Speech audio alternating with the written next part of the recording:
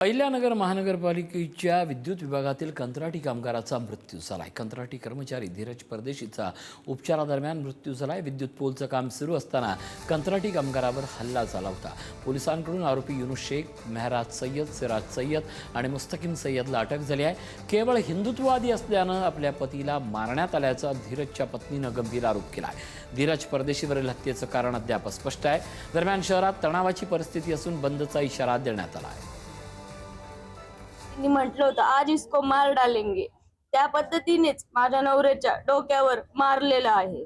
नेणारा पण मुसलमान होता आणि मारणारा पण मुसलमानच होता आणि त्यांच्या खास करून कब्रस्तान मध्ये नेऊन त्यांनी मारलेलं आहे।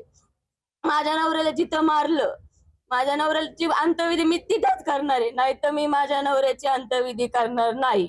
हीच माझी प्रशासनाकडे मागणी आहे आणि माझ्या नवऱ्याची काहीच चुकी नव्हती। चुकी काय म्हणून तर फक्त भगवा टिळा लावला। हिंदू आहे माझा नवरा, ही चुकी आमची।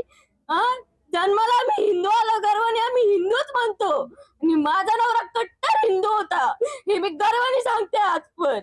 माझा नवरा हिंदू आहे आणि मला हिंदू लोकांकडून न्याय पाहिजे। न्यायासाठी मी वाट बघते कालपासून। आरोपींना जर फाशी नाही मिळाली तर अजून एक मृतदेह माझा पण मिळेल तुम्हाला कोर्टासमोरच। हीच माझी प्रशासनाला मागणी आहे, कोर्टाला सुद्धा। धीरज कचूर सिंग परदेशी भिंगार निवासी यांच्यावरती जे तो पालिकेत कामाला असताना जो निंदनीय प्रकार झाला, जी त्याच्यावरती जी अमानुष मारहाण झाली, तर आमचं फक्त प्रशासनाला आणि आमचे पूर्ण राजपूत समाजाच्या वतीने एवढंच आम्ही निवेदन द्यायला आलोय की सदर जे आरोपी आहेत त्यांच्यावरती तात्काळ फास्ट ट्रॅक ऍक्शन घेऊन त्यांना कारवाई व्हावी व जे कोर्टामध्ये जी भविष्याची केस पण होणार आहे ती पण जलद गतीने व्हावी, हीच आमची सर्व समाज बांधवाच्या वतीने प्रशासनाला व कोर्टाला विनंती।